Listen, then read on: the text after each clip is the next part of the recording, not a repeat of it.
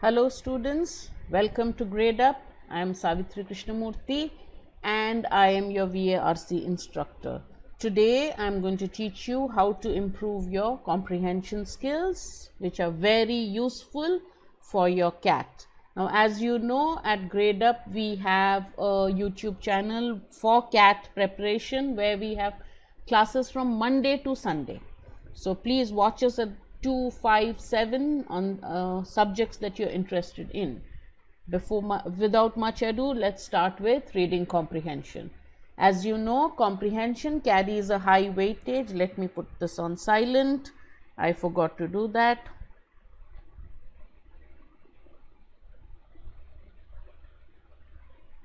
Okay.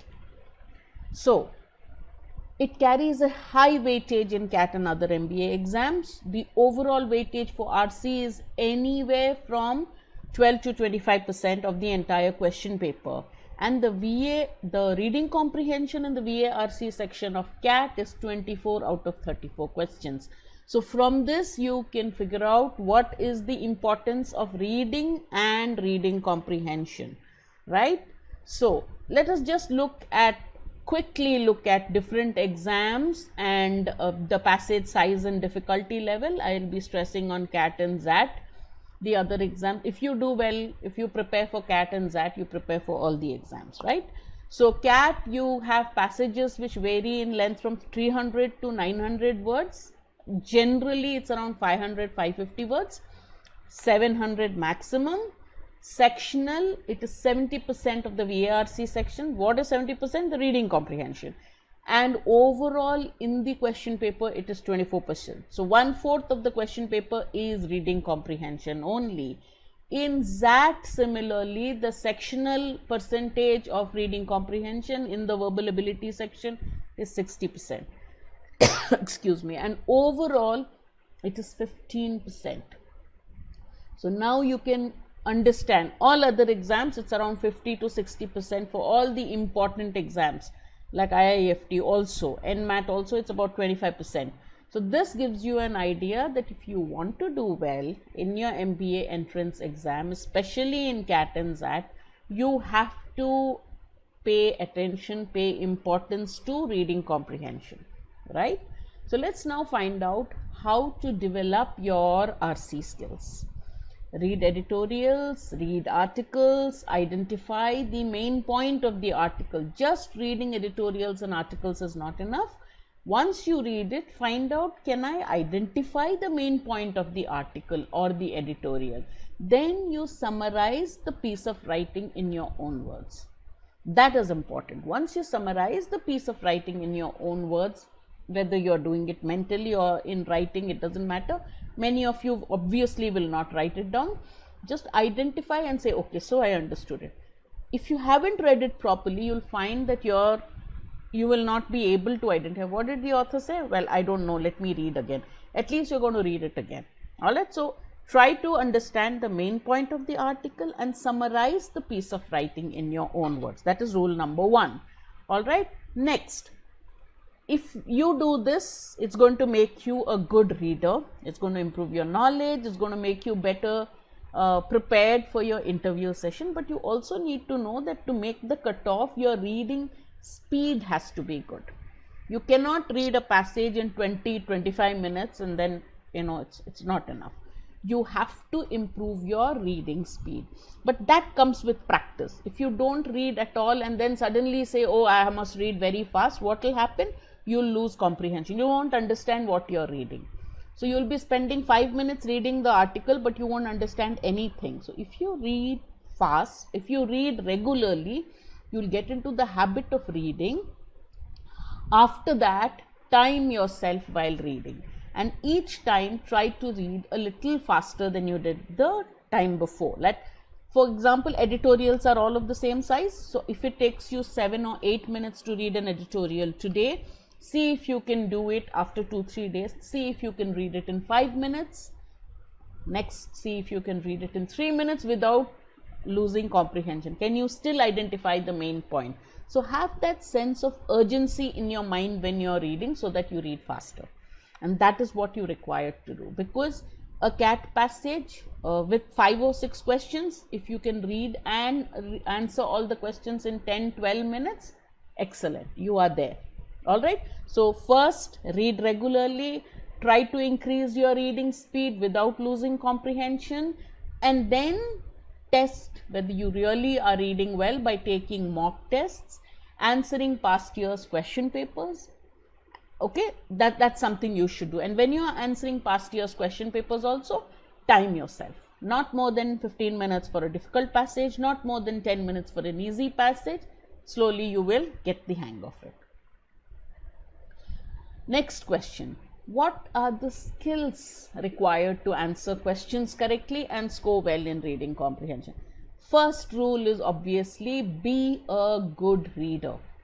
If you read well, you read a lot, you will automatically develop a good vocabulary. A good vocabulary will help you understand the passages better, read them better, and understand the contextual meaning of a word. What is the meaning of a word in the context of a given passage? Not the meaning of the word as you know it, because authors use a word that they think fits best in a particular passage. I'll give you a small example. Query, okay, of course spelt differently, Q-U-E-R-Y, query, and quarry, sorry, Q-U-A-R-R-Y, quarry. If I use this word quarry, what's your general understanding of the word? You will say, oh, marble quarries of Rajasthan. It's a site for digging stone, a place where a lot of particular variety of stone is found. It's like a mine, correct, for stones.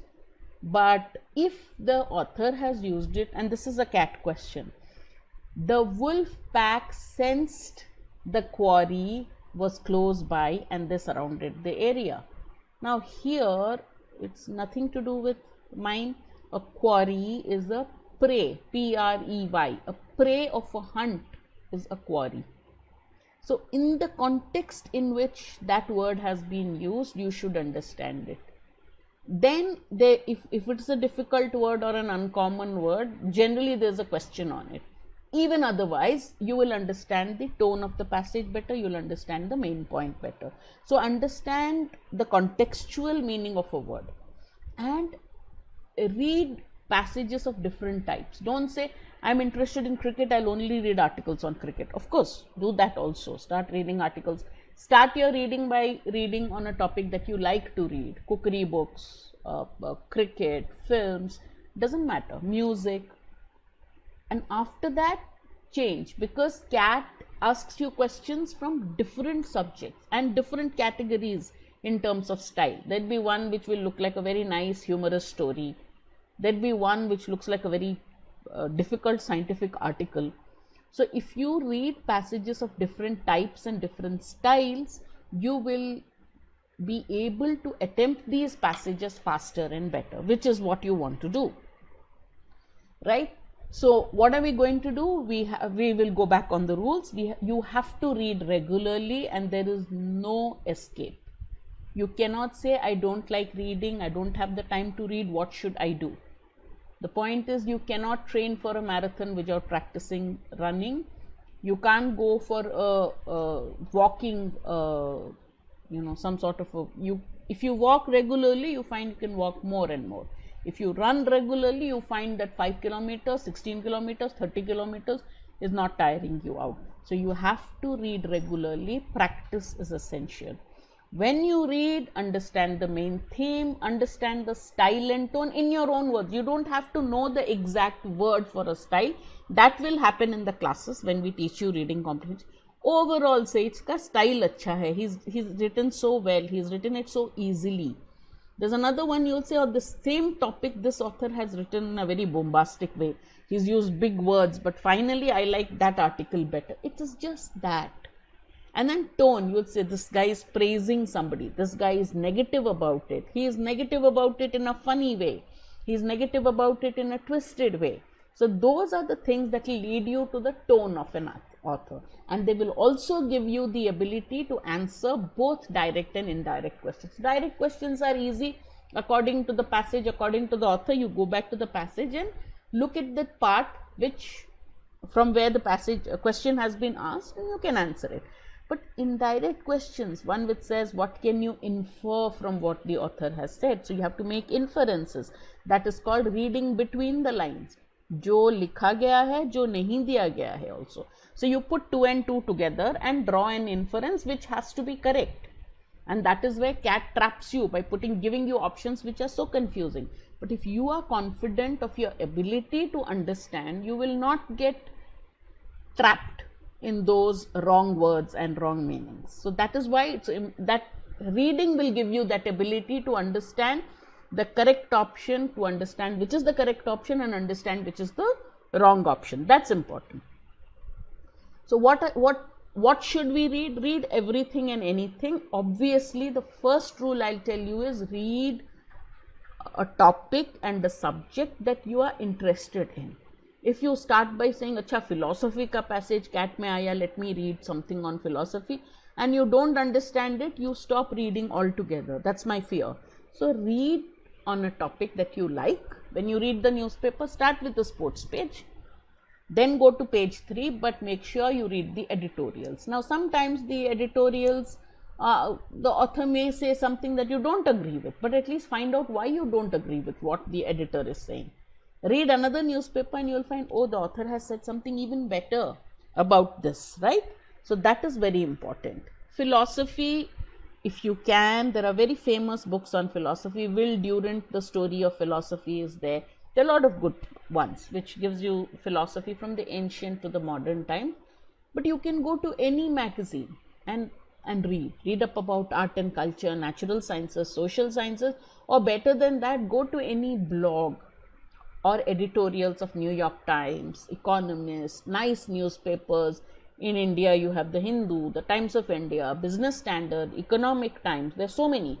Read the editorials, and opposite the editorial also you have longer articles called op-ed page. So make sure you read the articles there. Start with that. Then move to magazines. Then try books of fiction and non-fiction. So you can at least read up something about passages. All right. Now, so again going back, RC, CAT or any MBA exam, what should I do to do well in RC? I would tell the student, first read and understand the passage. Very important. Unless you understand the passage, all the questions are based on the passage. Question pehle padhu kya? What will it really help you? Understand, okay, there are 3 questions on it. Maybe you can look at the first question, what's it asking? But just reading the question without reading the passage never has made sense to me. Unless they are direct questions. The bachon ka khel hai. Standard 4, 5 reading comprehension.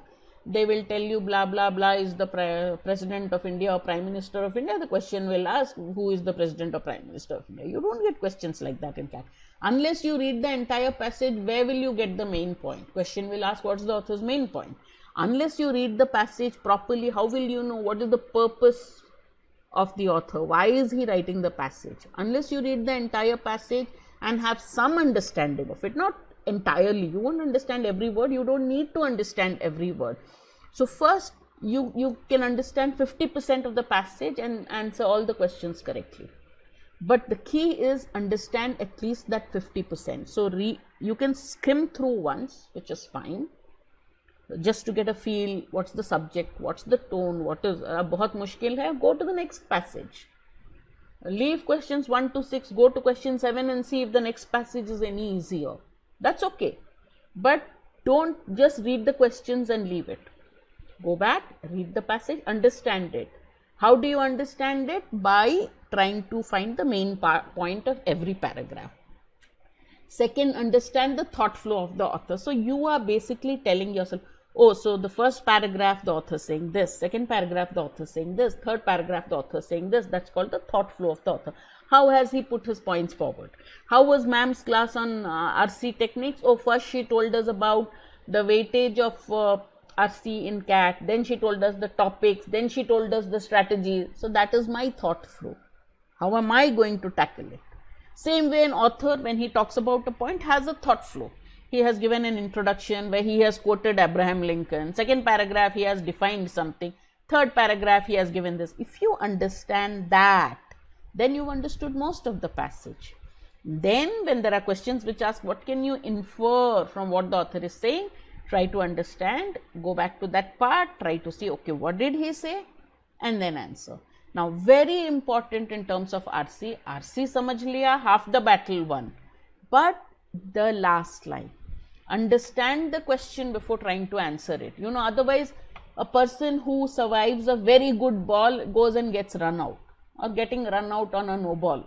You know, that's what will happen. You have to understand the passage, but understand the question. What is the question asking? All of the following are true except. Aap except nahi padhoge, then you are gone. You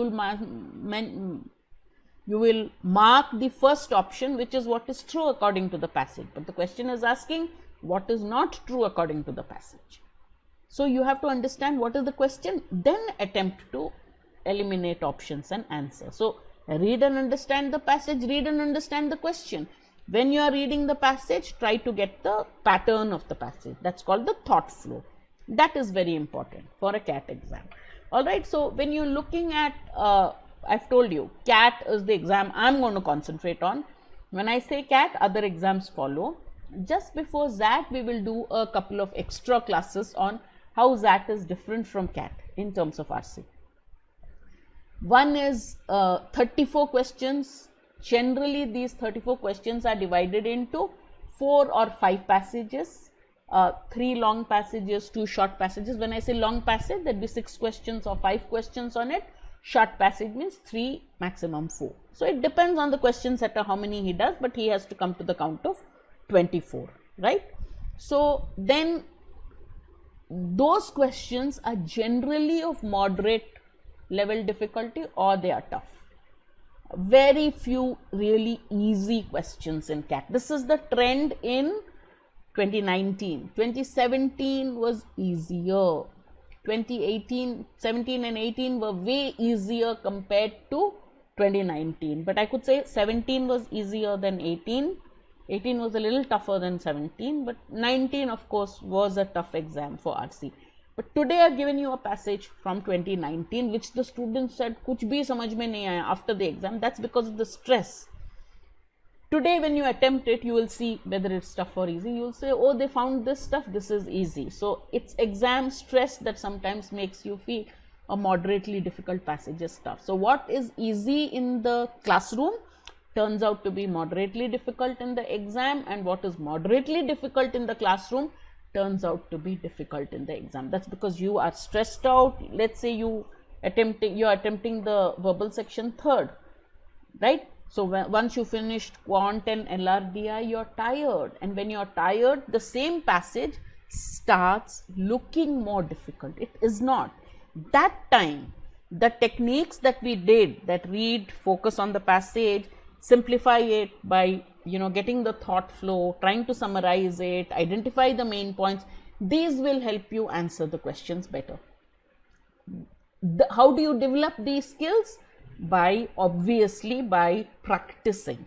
First, read general reading, do general reading, books, passages, articles, editorials, then start attempting mocks, start attempting past years question papers, and make sure you time yourself every time you read. Okay, just quickly we are telling you the highlights of what the CAT exam look like. Long passage, 6 questions, MCQ, 1/3 negative marking. All these have negative marking except the para jumbles, para completion, those kind of passages where you have to type in the answers. There's no negative marking in that. So you have these moderately tough passages are tough in 2 ways. One, the passage itself is difficult to read. There are words which are a little difficult, or rather let me say different. The topics are not something you're very familiar with, or the topics are something that is a bit abstract, opinion based, philosophy, literature. Now business and economy would be easier. Natural sciences would be easier, biology, or talking about penguin behavior or dolphin behavior or shark hunting, or the way sharks are hunted. Fins are removed because fins are a delicacy, and throw the shark in the water. The poor shark dies because it cannot survive without the fin. It sinks, it cannot swim without the fin. So these kind of questions may be asked, but they are generally easier. The tougher ones are literature or philosophy, where the passage reads difficult. You say, oh my God, so many words, what am I reading? And it's very difficult for you, if you are reading it for the first time, to find out the main point and things like that. So that is why you have to read passages of this type, read past year's question papers, so that it's not that difficult. All right. So these are the kind of passages you will get: 3 long passages, 2 or 3 short passages, depending on the questions. Can we quickly read a CAT 2019 passage and solve it quickly? I have not given all the questions. There were 4 questions on this passage. I have given you only 3 of them. I am going to read it, okay, and summarize it for you. Now, because this is a recorded class and many of you might have doubts, questions, lots of questions, please ask it in the chat window. So I will look at it and answer those questions. They will give it to me, they will send it to me. I will look at it and answer all your questions, either during my next live class or in a answer to you. All right. Okay. Scientists recently discovered that emperor penguins, one of Antarctica's most celebrated species, employ a particularly unusual technique for surviving the daily chill. As detailed in an article published today in the Journal of Biology Letters, the birds minimize heat loss by keeping the outer surface of their plumage, the feathers together form the plumage, below the temperature of the surrounding air. Now, this is where you'll take a break. Emperor penguins have a unusual technique for surviving the daily chill. They are sitting in Antarctica, freezing temperatures, but they have a technique of surviving the cold. What do? They keep the outer surface of their plumage, their feathers, the outer surface is below the temperature of the surrounding air. All right. At the same time, the penguin's thick plumage insulates their body and keeps it toasty. So the thick feathers, the thick covering of feathers keeps their body warm, while outside it's cold. But the outer surface of their feathers is colder than the outer temperature. The researchers analyzed thermographic images taken roughly over a month in June 2008, during which period the average air temperature was 0.32 degrees Fahrenheit. Don't even imagine it in centigrades. The same time, the majority of the plumage covering the penguins' bodies was even colder. So outside temperature was 0.32 degrees Fahrenheit. The plumage, the outer surface of the feather covering the penguin's body, was even colder.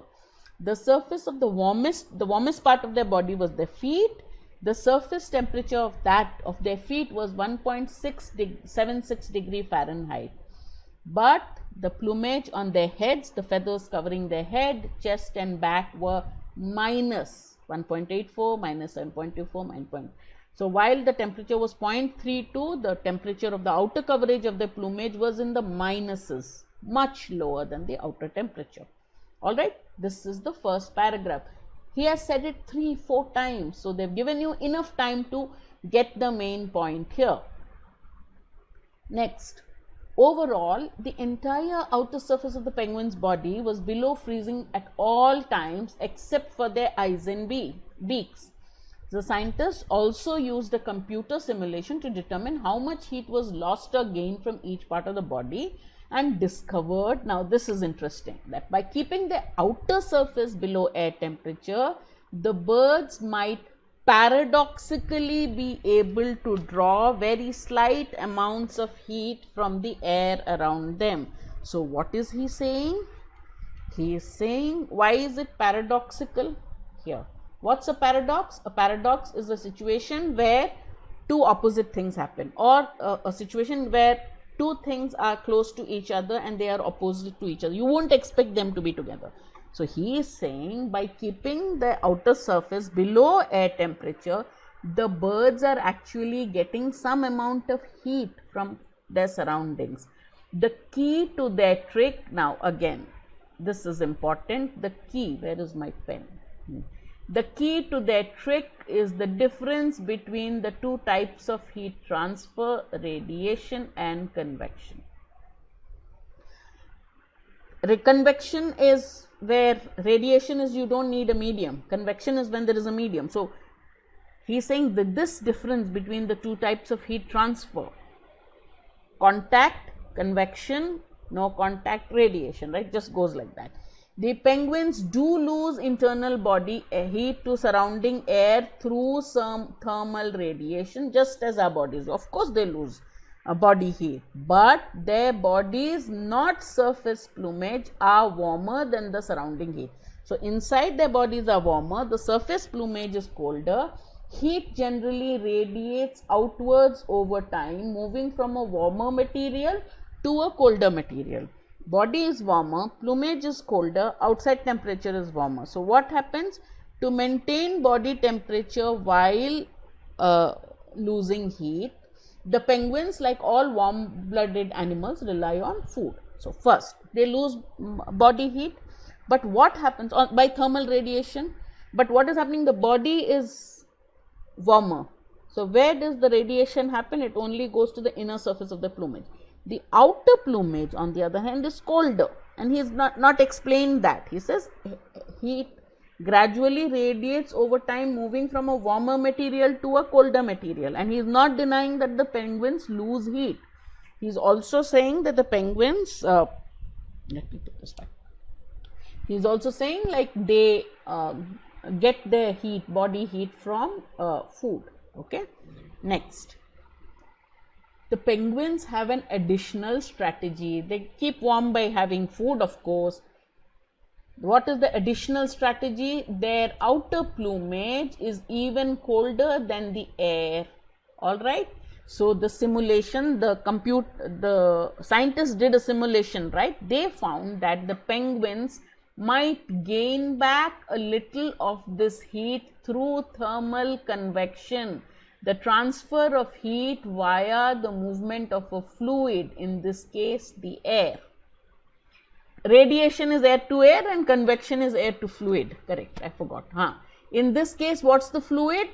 Heat through fluid, that is air. All right, so the penguins, because their plumage is colder and the outer surface of the atmosphere is warmer, they are actually getting back from warmer to colder, correct? So what is happening? They are getting back a little of the heat that they are losing, okay? As the cold Antarctic air cycles around their bodies, slightly warmer air comes to contact with the plumage and donates minute, very small amounts of heat back to the penguins and cycles away at a slightly colder temperature. So when the penguins are standing in the frigid cold of the Antarctic, there is air which is coming around them. Now technically, because the penguin is keeping its plumage colder than the outer atmosphere, this outer air is warmer.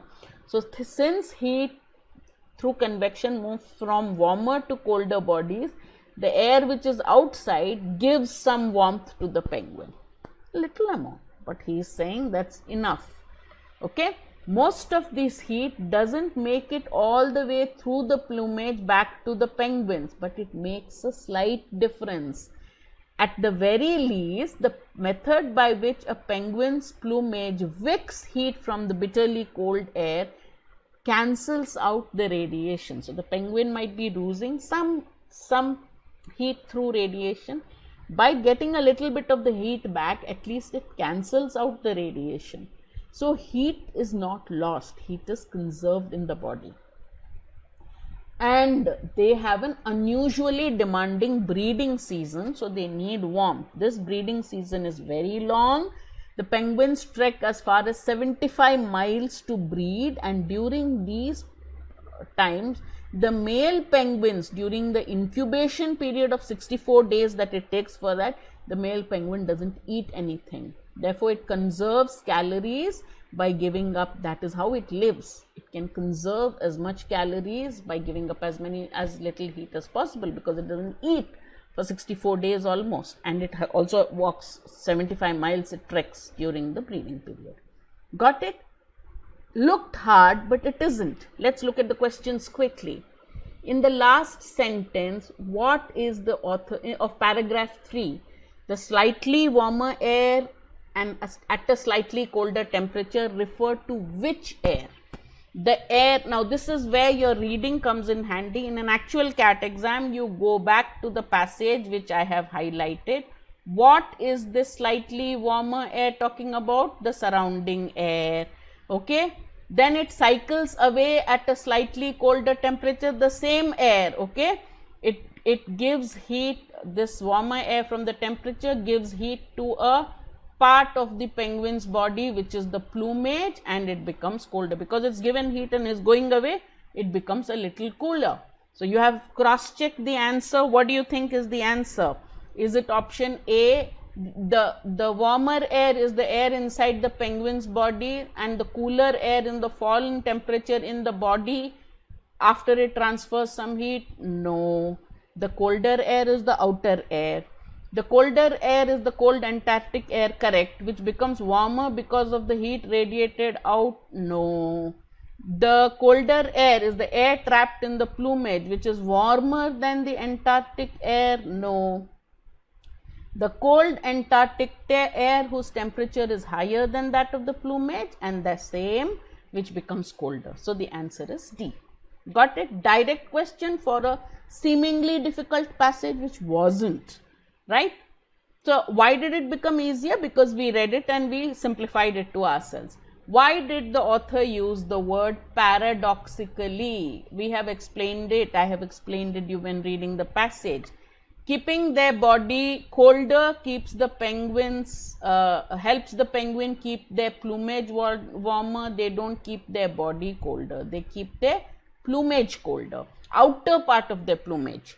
Keeping a part of their body colder helps the penguins keep their bodies warmer. Correct. What part of their body colder? The plumage.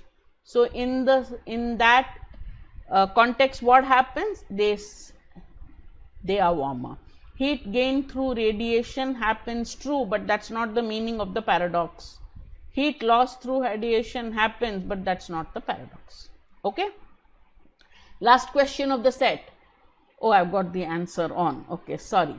Okay, which of the following is responsible? He says it is the reproduction process, because the emperor penguin does a long trek, and it doesn't eat during the breeding season of 64 days. Right? So, what should you do? Please read a lot. When you read a lot, time yourself. When you time yourself, try to understand whether you still understand the main point, the supporting points, the tone and style of the author. Alright. Now at Gradeup, we have regular YouTube classes. Make sure you subscribe to our channel. Share our videos. If you like our videos, please press the like button. Alright. Join our comprehensive course for detailed classes, 1 hour, 1.5 hours, actually it's about 1.5 hours long, on each of these concepts. Okay, on how to read faster, how to improve your reading comprehension skills, practice reading comprehension passages with details on each type of question, not just reading comprehension, every aspect of your verbal ability and reading comprehension, Quant and LRDI too. We have lots of live classes, lots of mocks, topic quizzes, plus after CAT we have a comprehensive GDPI and VAT session. We are running a free trial. Make sure you take it so that you understand our method of teaching. See what a few sessions are like. If you have any query about the timing, the batches, the fees and what you should do, please call the number on your screen, that is 96 96 500 52904. All right. Help me and my fantastic team. I'm very privileged to be part of this team. I actually feel I don't belong there. They are all very, very good, extremely competent people. Jatin Agarwal, Vikas Dahiya, Vijay Jha, Ashish Tiwari, Sanujam Dasabant and Pranav Pant. My colleagues and I will help you score that 99 plus in any which way we can. So make sure you join our course, that is the score 99 plus. Those of you who want a lot of practice questions, we are introducing Green Card for MBA, an online series of mocks for CAT and other MBA exams. Once you pay, you get access to it for 12 months. You can take the tests any number of times. any number of tests that they have on CAT and other MBA exams. All right. So join Gradeup, prep smart, score better. I will see you very soon in our next YouTube session or in my classroom session, whichever you are taking. All right. See you then. This is Savitri Krishnamurty signing off for Gradeup. Any doubts, any comments, any queries, please put it in the chat box so that I can see it and answer it. All right. So have a good time. Stay safe. Stay home and do let us know your doubts. Bye-bye.